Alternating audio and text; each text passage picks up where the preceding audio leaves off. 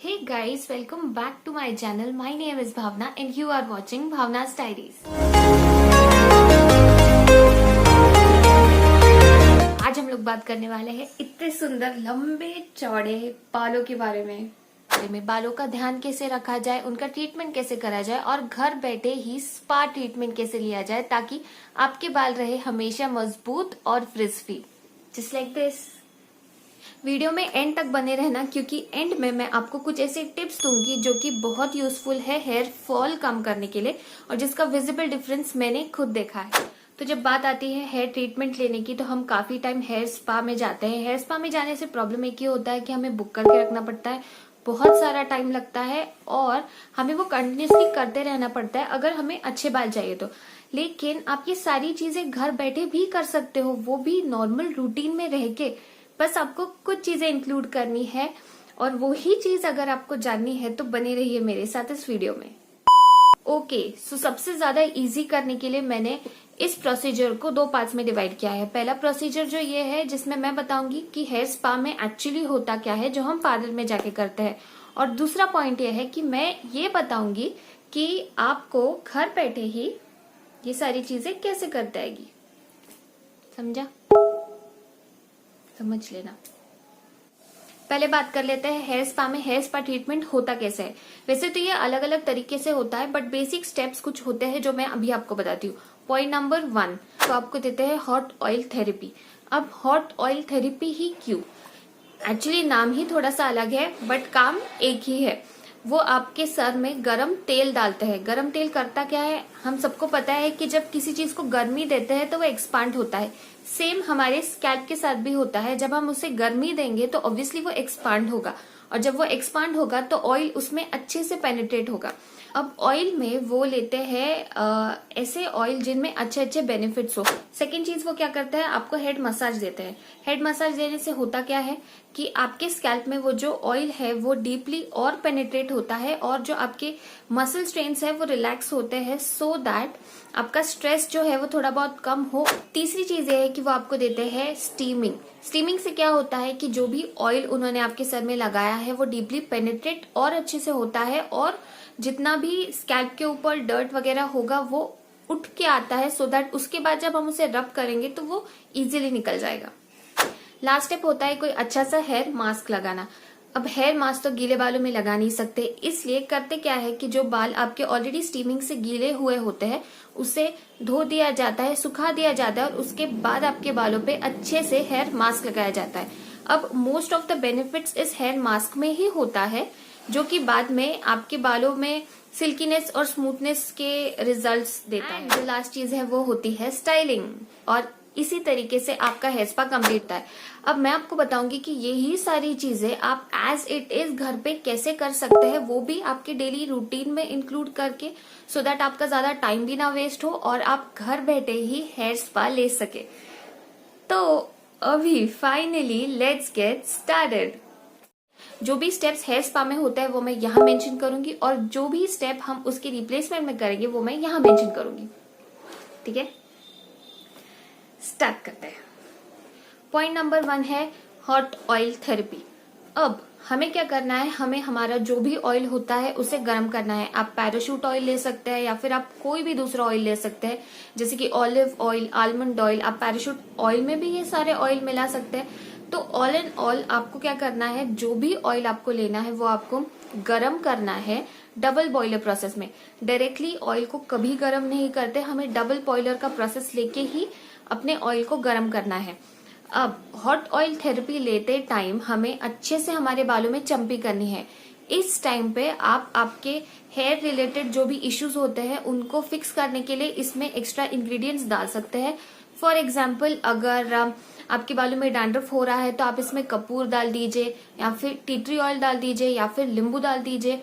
आप कुछ भी डाल सकते हैं बेसिकली आपके ऑयल के अंदर जो कि हेयर्स के लिए अच्छा है। जैसे ही हम ऑयल लगा लेते हैं हमें अच्छे से अपने स्कैल्प का मसाज करना है एटलीस्ट फॉर 2 to 5 मिनट्स। मैं यूजुअली ऑयल रात को लगाना पसंद करती हूँ और उसी टाइम पे I do make sure that I take a shower. अब शॉवर लेते वक्त क्या करना है, आपको गर्म पानी के थ्रू अपने हेड को धो देना है। सिर्फ गर्म पानी से आपको कुछ भी नहीं लगाना है, ना शैम्पू, नथिंग। इससे क्या होगा कि आपके जो हेयर फॉलिकल्स है वो एक्सपांड हो गए एज इट इज, कि उसको हीट लग रही है तो वो एक्सपांड होगा, और जब वो एक्सपांड होगा तो जो ऑयल है वो अच्छे से पेनिट्रेट होगा आपके बालों में। तो स्टीमिंग हमारा हो गया। अगर आप चाहे तो नेक्स्ट डे फिर से स्टीम ले सकते हैं। वो कैसे ले सकते हैं आपको गर्म पानी करना है, उसमें कोई भी अनयूज्ड कपड़ा डुबा देना है और अपने बालों पे लगा के रखना है फॉर 5 to 10 मिनट्स। तो जी ये बात तो हो गई रात की। अब नेक्स्ट डे सुबह उठ के क्या करना है? नेक्स्ट डे सुबह उठ के आपको नॉर्मली अपने बालों में 15 से 20 मिनट के लिए कोई भी हेयर मास्क लगा देना है। आप चाहे तो दही लगा सकते हैं, दही में थोड़ा नींबू डाल दो, दही में थोड़ा सा शहद डाल दो, बनाना का कोई अच्छा सा मास्क बना। अब मास्क के थ्रू हम बहुत सारी जो हमारी स्कैल्प रिलेटेड प्रॉब्लम्स है उनको सॉल्व कर सकते हैं। फॉर एग्जाम्पल आप ऑनियन मास्क लगा लो। अब कुछ लोग होते हैं जिनको ऑनियन की स्मेल से बहुत ज्यादा प्रॉब्लम होती है, तो आप क्या कर सकते हो, ऑनियन के जो जूस है उसके अंदर आप थोड़ा सा नींबू डाल सकते हो और थोड़ा सा टी ट्री ऑयल डाल सकते हो, जिससे भूल गई, जिससे जो ऑनियन की स्मेल है वो चली जाएगी।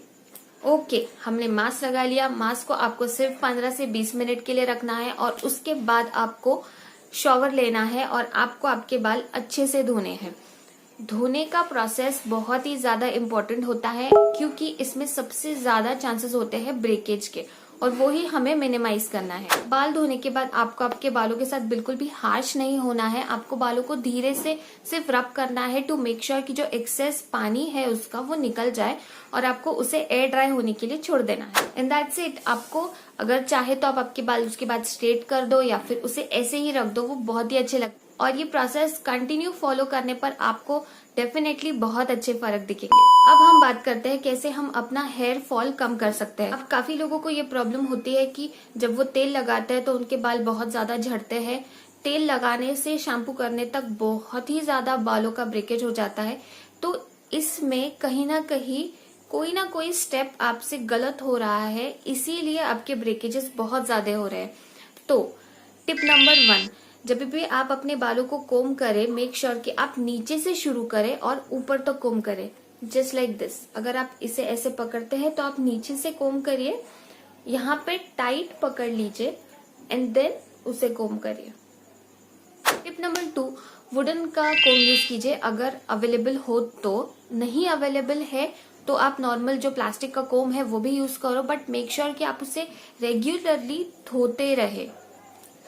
इसका रीजन ये है कि जो प्लास्टिक के कोम होते हैं वो बहुत जल्दी डर्ट पार्टिकल्स अट्रैक्ट करते हैं देन वुडन का कोम। इसी के साथ और एक पॉइंट आ जाता है, जब भी हम हेड वॉश करते हैं तो मेक श्योर कि आपके जो रबर बैंड्स है या फिर आपके जो क्लिप्स है आप उनको भी धोते जाए, क्योंकि जब आप अपने बाल ऑयल करते हैं तो हम वही क्लिप्स वही रबर यूज करते हैं और बाद में बाल धोने के बाद भी हम वही यूज करते हैं। तो देयर आर मोर चांसेस कि उसमें जो ऑयल लगा हो वो फिर से आपकी स्कैल्प पे लग जाए and that may lead to dandruff, जो कि हमें नहीं चाहिए। टिप नंबर 3, जब आप आपके बालों को ऑयल करते हैं तो मेक श्योर कि आप गरम तेल ही लगाएं, ठंडा तेल कभी ना लगाएं। और अगर आपको ऐसे लगता है कि आपके बालों के हर रूट तक या फिर हर पॉइंट तक तेल नहीं पहुंचता है, तो आप एक ऐसी बॉटल यूज कर सकते हैं जिसमें छेद हो, सो दैट आप हर स्ट्रैंड पे ऑयल डाल सके। नेक्स्ट एक इम्पॉर्टेंट चीज है वो ये है कि बहुत सारे लोग बहुत सारा ऑयल लगा देते हैं। अब वो हफ्ते में सिर्फ अगर एक बार ही ऑयल लगाते हैं तो वो एक ही टाइम पे बहुत सारा ऑयल लगा देते हैं, जो कि गलत है। क्योंकि अगर आप ज्यादा ऑयल लगाओगे तो आपको ज्यादा शैम्पू लगेगा उस ऑयल को निकालने के लिए, और इनडायरेक्टली आप आपके बालों को ज्यादा ड्राई कर देंगे क्योंकि आप ज्यादा शैम्पू यूज कर रहे हैं। तो हमें हमारे बालों से उसका जो नेचुरल मॉइस्चर है, नेचुरल उसका जो ऑयल है वो नहीं खींचना है, इसलिए एडिक्वेट अमाउंट ऑफ ऑयल ही लगाते जाएं। नेक्स्ट एक इम्पॉर्टेंट पॉइंट है कि हम दिन में कितने घंटों तक अपने बालों को टाइट बांध के रखते हैं।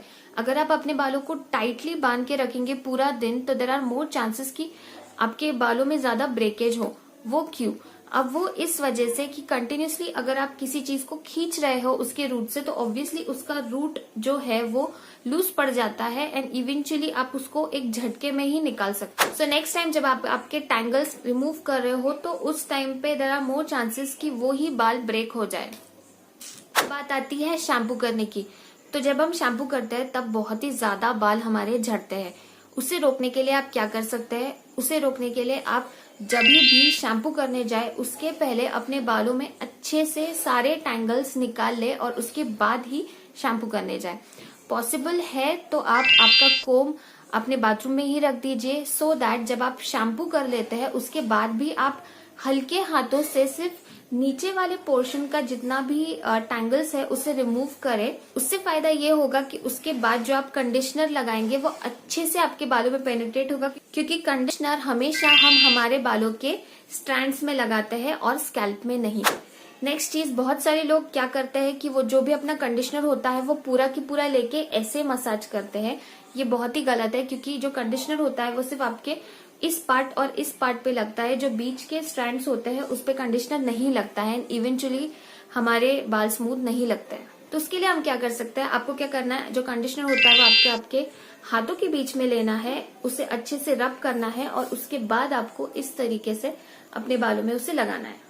नेक्स्ट चीज, जब भी आप अपने बालों में शैम्पू लगाए, मेक श्योर कि आप डायरेक्टली शैम्पू ना लगाए, आप शैम्पू के अंदर थोड़ा सा पानी डाल के उसके बाद ही लगाए। ओके। नेक्स्ट चीज ये है कि जब भी आप अपने बालों को शैम्पू करें, मेक श्योर कि आप आपके बालों को 2 पार्ट्स में इस तरीके से डिवाइड कर लें। पहले शैम्पू आप राइट साइड पे लगाए या लेफ्ट साइड पे, बट मेक श्योर आप एक बार राइट साइड पे शैम्पू लगाए, एक बार लेफ्ट साइड पे शैम्पू लगाए, क्योंकि बहुत बार ऐसा होता है कि हम जो कॉर्नर वाले पार्ट्स है और जो ऊपर वाले पार्ट्स है उसे स्किप कर देते हैं। आप घर पे ही नॉर्मली अपने बालों में कर्ल्स दे सकते हैं। जिन लोगों के स्ट्रेट बाल है, जैसे कि मेरे हैं, तो मुझे नीचे कर्ल्स का बहुत ही ज्यादा शौक है जो मेरे नहीं आते हैं। तो मैं क्या करती हूँ कि जब भी मेरे बाल हल्के से गीले होते हैं तो मैं उसे इस तरीके से रोल करके ऊपर लगा देती हूँ थोड़ी देर से। उससे क्या होता है कि उसमें नेचुरली अच्छे से कर्ल्स आ जाते हैं। लास्ट टिप ये है कि कभी भी अपने बालों को गीले जब है तब कंघी ना करें। कंघी करना है तो नीचे से ऊपर की तरफ करें और गीले बालों में कंघी ना ही करें तो बेहतर है। कब? जब हम नहा के आ जाते हैं, हम शॉवर लेके आ जाते हैं, उसके बाद आपको आपके बालों को एयर ड्राई होने के लिए छोड़ देना है। यही कुछ सिंपल टिप्स एंड ट्रिक्स है जो कि अगर आप फॉलो करेंगे तो आपको बहुत अच्छे हेल्दी हेयर मिलेंगे, जिसमें ऑटोमेटिकली शाइन आ जाएगा, जिसमें फ्रिजीनेस कम होगा, जिसमें स्प्लिट एंड्स कम होंगे और आप इंजॉय करेंगे आपके बालों को। I hope this video was helpful. अगर आपको ये वीडियो अच्छा लगा हो और आपको इसकी इन्फॉर्मेशन अच्छी लगी हो तो डेफिनेटली ये मेथड को ट्राई करें।